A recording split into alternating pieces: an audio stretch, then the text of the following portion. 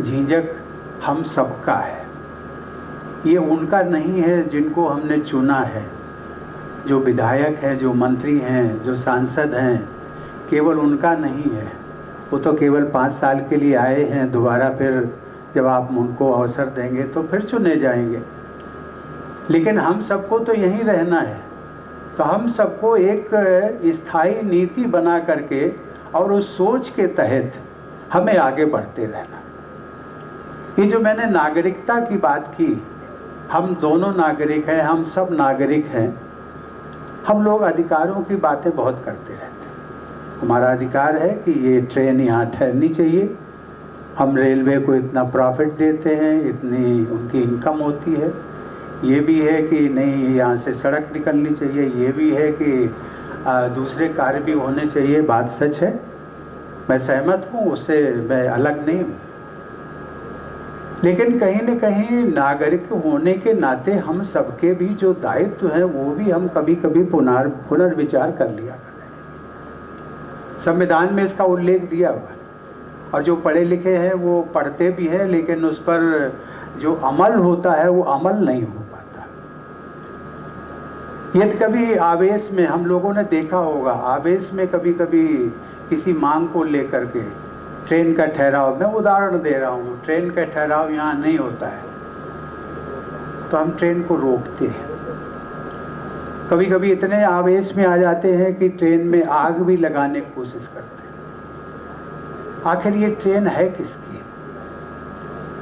ये मैंने केवल ट्रेन का उदाहरण दिया है।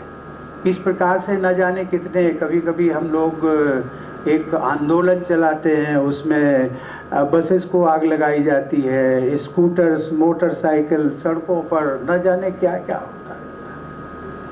ये एक अच्छी प्रवृत्ति नहीं है। इसमें हम लोगों को एक क्षणिक संतोष मिल सकता है, लेकिन अंततोगत्वा हमारी पीढ़ी ही इसको सफ़र करने वाली है।